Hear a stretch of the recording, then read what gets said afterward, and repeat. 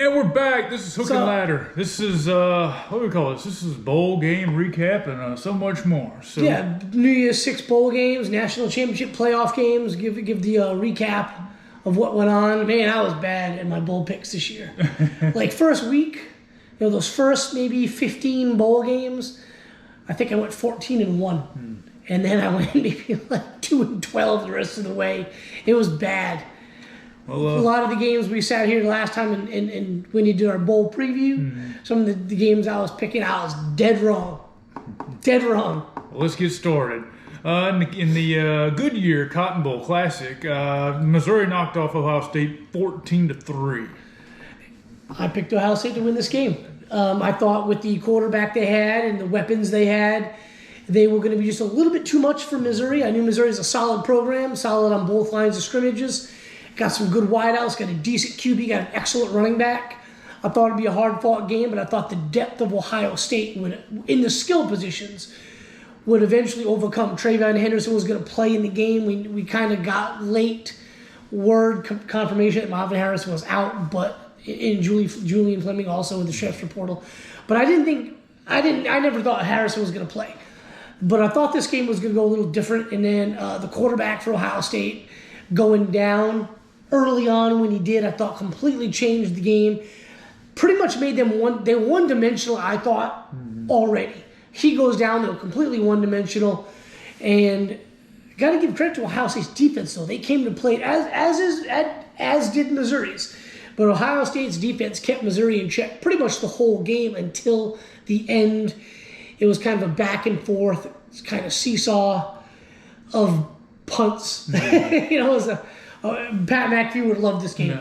Yeah. But Missouri at the end was just too much, too physical at the line of scrimmage. And I just think Ohio State got bogged down being on the field constantly. And give credit to Missouri. They kept fighting. Brady Cook started running the football in the second half, and that's when Schrader got going.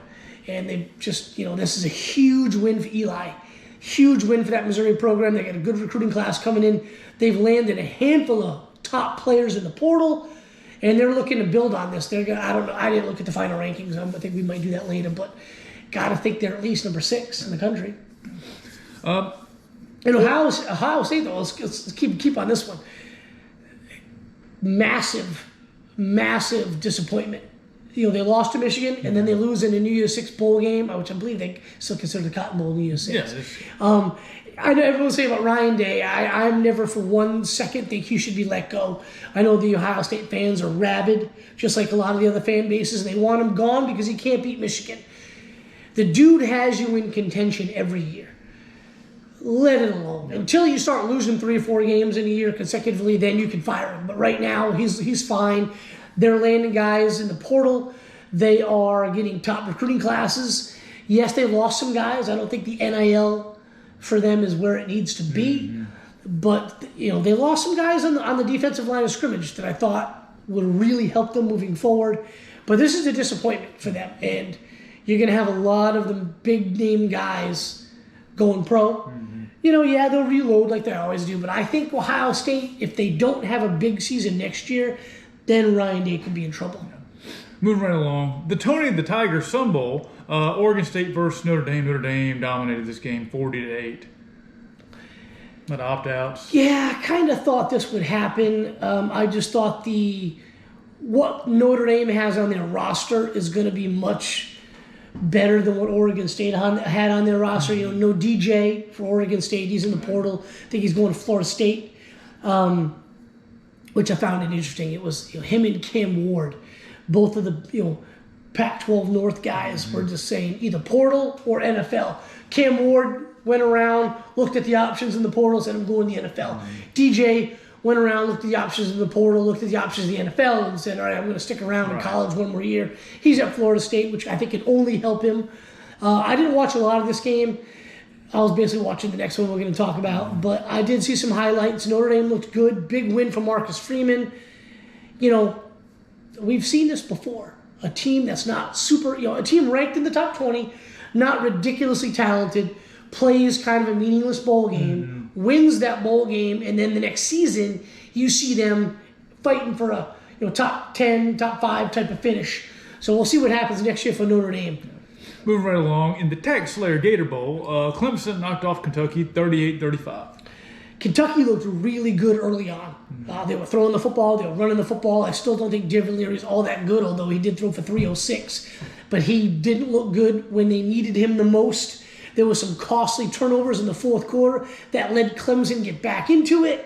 Then you had the late Kentucky drive to score, which a lot of people thought could have put it away, but they left way too much time on the clock for Clemson. Clemson marches down the field for the game-winning score. I thought this was a perfect example of Kentucky's season. Everything is at their fingertips for a quality season. We're not talking about winning the SEC East.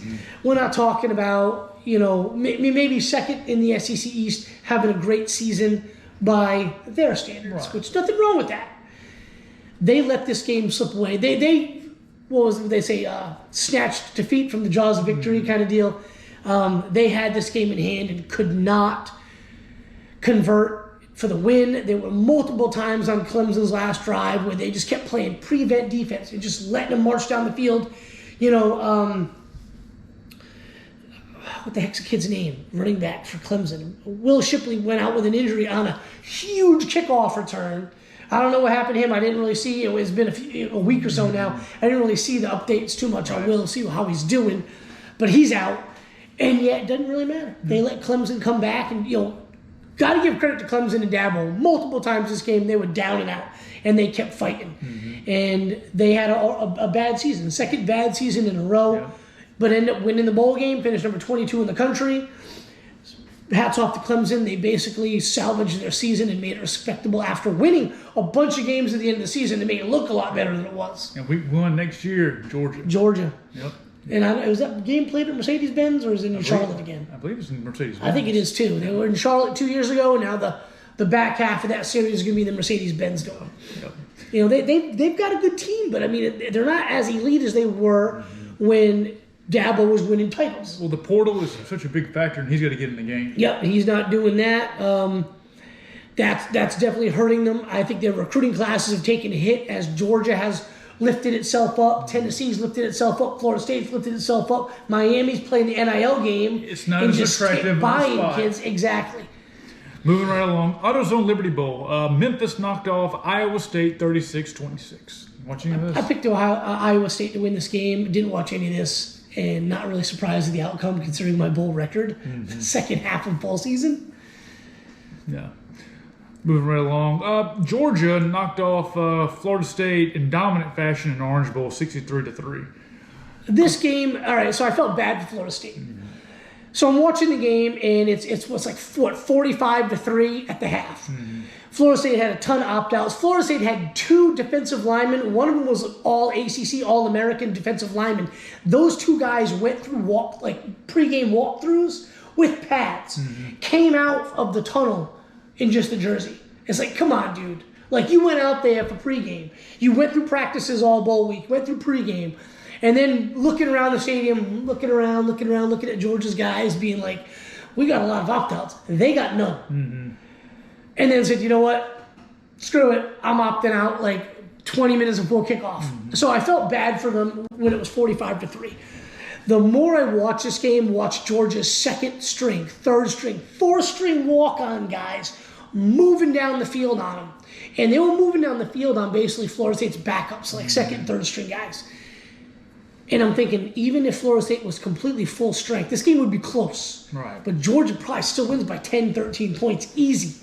But I felt bad for them because of the opt-outs. Then I started to not feel bad for them as they brought this on themselves. And I was listening to a lot of podcasts, previewing these games, and listening to some other sports media guys talking about this game. And Georgia has a good culture. Their guys, if anybody was watching the preview shows, listening to interviews, they kept talking about the culture. They wanted to finish right. They left a bad taste in their mouth. Some of these guys that are sophomores hadn't lost yet. Right. A lot of the guys on Georgia's roster that are playing are sophomores, hadn't lost yet. Other guys coming off back-to-back national championship seasons, the loss left a bad taste in their mouth. They wanted to finish right. That's a great culture to have. Kirby has built an excellent culture at Georgia. A lot of other schools are the same way. Michigan comes to mind with that in that regard. Alabama as well. But Florida State was upset, and as they should have been. We've talked about it. I don't think they deserve to be in the playoff based on what the committee was talking about. But I felt they had a beef to be upset. And they could have rallied and used that as a stepping stone, used that as a rallying cry, and come out and played awesome in this game. Instead, most of them chose to bail. So I kind of stopped feeling bad for them. And I was hoping Georgia would score 70. One more touchdown, they would have had 70. I mean, Muschamp's kid got a first down. Muschamp's kid looked great. You know, it was good to see Will on the sideline doing the whole, like, I don't know what this even, the nose thing means. He's like, his kid got a first down. They were freshmen for UGA, and it was interesting. If you're a Georgia fan, it's interesting to see who was getting in over who, like freshmen getting in over sophomores and redshirt sophomores, and kind of seeing how the depth chart might shake out for spring ball and next season. A couple of days later, you start seeing some of those guys that were getting passed over by the freshmen. Those dudes hitting the portal. But Georgia looked good. And with the guys they had playing and the portal additions, I think Georgia's right back in the mix next year. Way harder schedule, but right back in the mix. Carson Beck didn't even play the second half. Didn't even play the entire second half. Yes. And his stat line wasn't great. A couple of touchdown passes. It was all the running game. I mean, Kendall Milton had over 100 by like halfway through the second quarter, then he was out. Malaya McConkey was there. He actually played healthy for 1 year. Yeah, they had a nice broken play touchdown run. But Georgia looked good. Yep. Moving right along, Chick-fil-A Peach Bowl. Ole Miss knocked off Penn State 38-25. I saw this coming all day long. We've talked about it so many times this season. Penn State's got a great defense. They're a little undersized. They kind of go for that speed and athleticism over size. Against an SEC team, you need that size in the line of scrimmage. You need size, speed, and athleticism. And Ole Miss didn't play great in the beginning. I thought they left a little bit on the field, but they took it to them, especially in the second half. They took it to them. The skill position guys, the wideouts for Ole Miss, the quarterback, and Quinshawn Junkins was too much for Penn State. Penn State has no offense. They got a long touchdown pass, and that was basically the highlight of their bowl game. And I was not surprised at the outcome of this. Lane Kiffin turned down the Alabama job, which we'll kind of get to in a second. Nick Saban's gone. Didn't want to lead the show with that because we kind of a little bit late to the party in the bowl stuff. But he's got a bunch of dudes. He basically landed every top defensive player in the portal. Yeah. So they're all in. Yeah. Well, let's move on to the Monday, January 1st. Yeah, because Auburn shit the bed against Maryland, who didn't have their quarterback. Yeah. Big surprise. Thanks, Auburn. Move right along. Michigan knocked off Alabama 27-20. Great game. Overtime, excellent game. I was wrong about this one. Kind of wrong. I was wrong about the outcome. I thought this would have been reversed. I kind of thought it was going to be a low-scoring game. Alabama would pull away 27-20, but it was reversed. However, a lot of the things I saw going in this game ended up going in this game. McCarthy threw for 221, nothing great.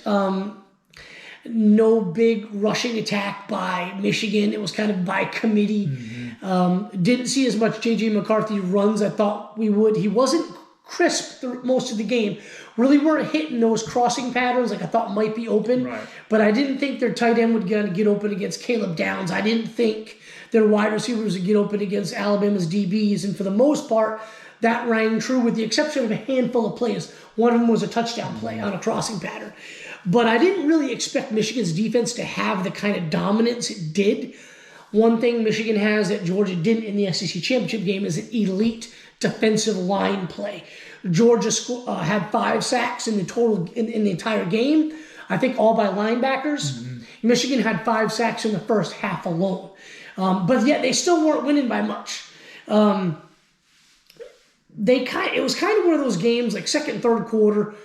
You didn't think Alabama was going to be able to do anything. You just one of the way those games were going, but you also had the back of your mind, at least I did that, at any moment Alabama could score. Right. And they kept harassing Alabama and Jalen Milroe. Third quarter, Jalen Milroe started finding a little bit of rhythm on some quick comebacks and some quick out routes where Michigan's DBs were playing too far off and they were making some hay moving the ball down the field, but they just couldn't really get it going that great. second, third quarter, Alabama started doing what Alabama did all season when they were struggling offensively. Start throwing the deep ball. Usually all season long, they were hitting a couple of those for long touchdowns. Next thing you know, it's a 14-point swing. Right. They weren't hitting those. Give credit to Michigan's defense on one deep ball to Isaiah Bond. They had the DB was in good coverage. Safety over the top. Safety knocked it down. Another deep ball to Jermaine Burton. Milroe throws it out of bounds. They weren't hitting those deep balls. Give credit, though. Michigan's down. Alabama scores late. Michigan needs a touchdown They get it. to tie the game. After a missed extra point, they come up with a huge drive and get the touchdown. Fourth down play to Corum, gets a big game. They throw a beautiful tip pass to Roman Wilson, who makes, dude's not that big, but that guy jumped like 15 feet in the friggin' air to make a fingertip catch, get it down there for the touchdown. Excellent play calling. I thought gutsy play calling by Harbaugh and the offensive coordinator. Go to overtime. I think that fourth down call. First of all, I want to say how fitting it was for Jermaine Burton to get hurt on third down and leave the game. Wasn't even in the game when they needed him the most. He's their most reliable wideout, in my opinion. It was a cramp, wasn't it? It was a cramp, but fourth down. Not only did everybody in the stands know that it was a quarterback run, my wife knew it was. If my wife knows what play you're calling, you got to come up with something else. And give credit to Michigan's defensive line once again. They didn't tackle Jalen Milroe. Mm-hmm. They pushed the right tackle into Milroe, and Milroe ran into him and fell down. Awesome play defensively. Great to see that win. Huge for Michigan after back-to-back playoff disappointments. They go to the national championship game. Awesome game. One of the best Rose Bowl. I bitched about the Rose Bowl last time we talked. And I still don't particularly like that game. It was a gorgeous scene. It is a beautiful scene. In those games, even when it's not a playoff game, those games are usually like Utah, Ohio State a few years back. Those games are really good games for the most part. Moving right along. Texas lost to Washington in the Sugar Bowl 37-21. It was a pretty good game. A really good game. One of the reasons I dislike the Rose Bowl is because when the Rose Bowl is a playoff game, it pushes this back to like a 9 o'clock, 9:10 Eastern time start. Mm-hmm. I'm up to like 1 o'clock in the morning watching the damn thing because this went down to the wire. Now, it shouldn't have gone down to the wire. Mm-hmm. Washington, kind of go a little quicker than the last one. Washington was making hay, throwing the football, wasn't really doing a lot running the football. Running back was hurt. Texas was running the ball well. I thought Texas abandoned the run too soon because they were making hay running on Washington. Washington couldn't stop them. Beginning of the fourth quarter, Washington's up. I don't remember. I think they were up maybe like 6 or 9 or something like that. They get a fumble in their own territory from Texas. And there's like 10 minutes left to go in the fourth quarter, maybe 11 minutes left in the fourth quarter. And if they run the football, they can probably take a good 3 to 4 minutes off the clock. Instead, they go 2 passes and then a run. No gain. They punt. Texas gets the ball, goes down the field, scores a touchdown. They get the ball back again. And then they went kind of back and forth. They went, marched down the field, and got inside the red zone and got cute with the play call. Instead of taking time off the clock, they kept calling these rollouts to the short side of the field, which is top of the screen. And it wasn't happening. They kick a field goal. And then Texas goes back down the field again, scores again. Mm-hmm. That beautiful fade to A.D. Mitchell where he kind of like twists his body, jumps up, makes the catch. Awesome play by A.D. Washington gets the ball back. I'm like, all right, if they score here, it's over. And I think they get the ball back. So I forget how they did it. It was late, but I'm sitting there lying in bed watching. I went from the living room to the bed. And it was first down. So they get the football back. They make a cool wide receiver screen. The guy runs in. They get a first down. There's a couple minutes left. Instead of kneeling it, Texas had timeouts. Instead of kneeling it and forcing Texas to use all their timeouts, then punting on fourth down, easy math by looking at the clock, Texas would have got the football with 12 seconds left on the clock. Instead, with under a minute left to go on third down, they hand it off. Guy gets hurt. Running back gets hurt, which screwed him going forward in national championship. Guy gets hurt. He's not hurt. He wasn't 100% anyway. That just made it worse. Injured player down the field, they stopped the clock. 50 seconds left in the game, they stopped the clock. So instead of just kneeling it, making them use their timeouts and punting it and them getting a fair catch with 12 seconds left on the clock, they get a full almost 50 seconds left to go.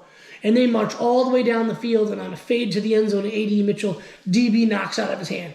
Great job by the DB. Should have never got that far. They came this close to screwing themselves by bad play calling. But they made it to the national championship game, so good for them. Yeah. Great game. Yeah. Let's move on to the national championship game. Well, hold on. You want to do Washington? LSU, Wisconsin. Wisconsin took it to them early. I watched this game.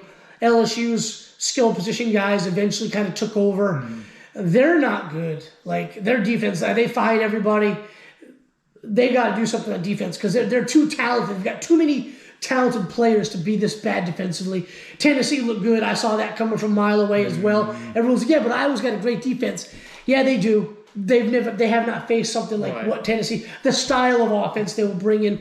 Nico looked good. 150 yards passing, not that great. Took a bunch of sacks, but he's just young. Yeah, he'll work that out. They'll work that out. He'll get better, but he looked good overall. Looked good throwing it. Looked good running it. Tennessee's defense isn't that great, but Iowa's offense is just bad. So a not good defense looks a lot better. So hats off to Tennessee. Tennessee and LSU winning their bowl games. I say this bodes better for Tennessee going forward. Mm-hmm. Yeah. I guess it's time for the national championship. Yeah, national championship. Dun, dun, dun. Michigan, for the first time in 25 years, they're national champions? Since 98. Yeah, so they're national champions. 38-13 against Washington. That was a close game early, and then Washington jumped out. It got close like in the second half. Right. First of all, hats off to Michigan. Congratulations to my good friends Patrick and his wife Julie, and my buddy Andy. You met Andy last year. Good guy. And then my buddy Matt. Those are diehard Michigan fans, as diehard as they come, and they've been living and dying by Michigan football as long as I've known them. Patrick is a season ticket holder and used to work for the football team, so he's got a ring from '98. He was at all the playoff games. Last couple of years, he's at the Rose Bowl this year. Was in the end zone, maybe from his photos and talking to him after. He was maybe at the goal line, just inside the end zone at that side of the field when Milroe got tackled. Hats off to them. He was at the Natty. They had to see them win. But I kind of thought this game was going to go the way it went. Michigan was going to be able to run the football and get an early lead, and then I thought if they can withstand Washington's air assault, I didn't think they were going to be able to get to Penix like they got to Milroe. And they kind of did. They kind of didn't. Penix made some plays, but they missed a lot of plays. They missed a lot of downfield shots to Dunze, and he finished 87 yards receiving. Should have had a whole lot more. Penix had 255 throwing. Blake Corum had 134 running the football, but most of that was in the first half. And then the end of the game, it got really close, third quarter, early fourth, and then Michigan put together 2 touchdown drives to really put it away. That's when Blake Corum made some excellent plays. I thought the defense of Michigan played better against Alabama than they did against Washington. 2 different kind of animals, but either way, I thought offensively and defensively, they played great both games. Washington, I give them credit. They made some adjustments defensively, kind of stopped Corum. But, man, Michigan just looked completely different than the last 2 years. So I got to give them credit. J.J. McCarthy, I made the comment that I didn't think he was an elite quarterback. I'm on the fence still on him being elite, but, man, he made the plays when they had to. He's quite the game manager. He is. The kid's a good quarterback. I love the story about him and his friend. It's just Michigan, to me, seems like one of those feel-good stories, a lot more so than any other national championship team I can remember in recent memory. Seems like there was enough hate going against them that maybe they and I'm like, the cheating scandal, come on. What team doesn't cheat? I get it. They had a guy in the stands at other games. That's a little bit different animal. But you know what? When the scandal broke and things went down and coaches got suspended and coaches got fired, they went 3-0. How many games did Bobo actually coach this season? I think he only coached 6 or 7. Yeah. But they beat Penn State, right, and they beat Ohio State when they needed wins without key coaches. Then they just won. Winning the Big Ten championship wasn't that big of a deal. They played Iowa, but they beat Alabama, a team that beat the number 1 team in the country, Georgia, who I still think should have been in the playoffs. I still think Georgia is probably the best team in the country overall. Whether they would have won the thing, who knows? We're not going to go there. They just got in a year with a lot of undefeated teams. And They did. It was a bad year for them to lose that game, and they blame them. They're the ones that lost it. But I give hats off to Michigan. When they needed the wins, they got the wins. With all the hate thrown their way, they got the wins, and you can't take it away from them. Congratulations, Michigan. Yep. I guess. And I lost my phone, so changing the group background, everyone's like, "When are you going to change it?" I had no phone. My phone is broken, and everyone's kind of just sitting, messaging me. I'm like, I cannot get on social media. My phone's busted. I don't have a computer to get on, so without my phone, I'm screwed. So. And then we find out, what was it, Wednesday, Nick Saban retires. A lot of people that I trust listened to some podcasts this week. They had heard the rumblings all season long that he was going to retire. Mm-hmm. Rumors that Miss Terry, his wife, was sick. Thankfully, Coach Saban dispelled those rumors because Miss Terry's kind of a nice lady. Whatever you think about Alabama, what do you think about Nick Saban? His wife's like a super cool woman. Mm-hmm. So you didn't want to see her be sick. And whether you believe what he said or not, it doesn't matter. He said she's not sick, so I'm gonna take him for his word. She's not sick. They're old. They're ready to hang it up. Yeah, ready to hang it up. He said that he couldn't do it at the level he wanted to, and a lot of people I trust said that he was gonna.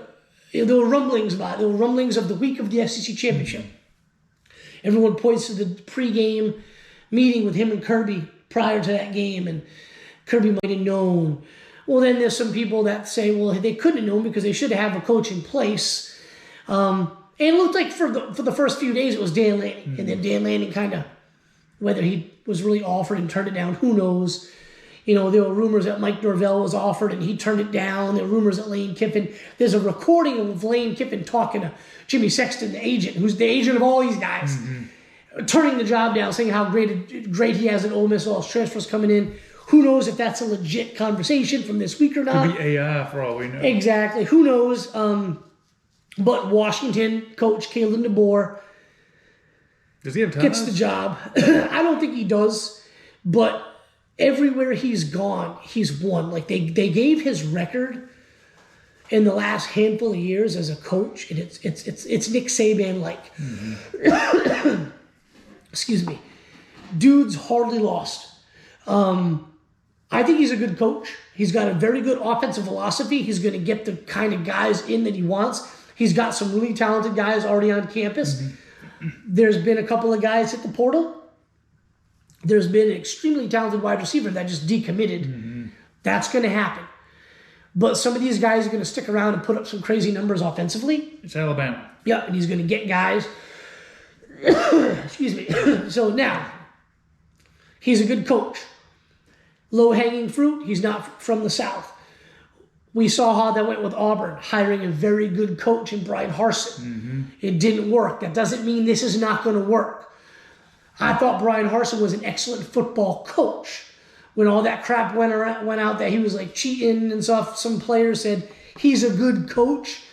He's just not a good person. And I don't think they actually said person. I think they just meant he's not caring enough. Maybe he's kind of a cold type of guy, but he's a good football coach. Maybe he's not right for the SEC. Exactly. That doesn't mean he's a bad coach. He would go somewhere else and be fine. Kalen DeBoer, same thing. I think he's an excellent football coach. Just played the national championship game. Yes, and they're ranked number 30th in the country recruiting. Now, that doesn't mean he can't recruit. That just means the guys they're recruiting might not be the cream of the crop. He's going to get a better opportunity to recruit guys from the South and get better athletes on the roster. Mm-hmm. So that's all to be determined of how it goes. I think he's going to be fine. That being said, nobody can replace Nick Saban. They're not going to win 7 national championships under Kalen DeBoer. No. They might win 1. They might win 2. They might play for a few. Mm-hmm. But nobody's going to be like Nick Saban was. He's the GOAT. I don't think there's ever going to be a coach in the college football that we know that's going to be like Nick Saban. Mm-hmm. So I feel bad for the guy because it's going to be a disappointment, but I think he's going to win enough to keep them happy. I think what we've seen from Alabama the last 15 years is done. Yeah. So that's what I think of Kalen DeBoer. I think it's a good hire for them. Yeah. And I think from what I've seen online, their fans are relatively happy with it. And it just seems like, with adding Texas and Oklahoma to the SEC. It's just going to get harder. It's going to get harder. 10-2 is going to get you in the playoffs. Yep, and we've seen people talk about it for years. Texas and Oklahoma get smoked if they join the SEC. And you know what? Maybe they would. Maybe they're a 3-loss team every year. Maybe they're 9-3 instead of going 11-1 or 12-0 like they did the Big 12. However, they're still good enough to knock off anybody in the conference on any given Saturday. That's right. It's going to get interesting. Yep. A lot of fun. That's right. So I guess this is into this season. Maybe we'll do another show. Yeah, definitely. I'm sure there's going to be stuff coming up. We'll maybe do one after the next signing day, maybe more coaching carousel stuff, finish up some portal stuff. A lot of guys went elsewhere. We'll have that to talk about. Yeah, a good 2023 season. I'm happy with it. No. It's over with, so we've got to be happy. Yeah, right, yeah. Well, you guys have a great day and enjoy the rest of your cold winter. See you guys.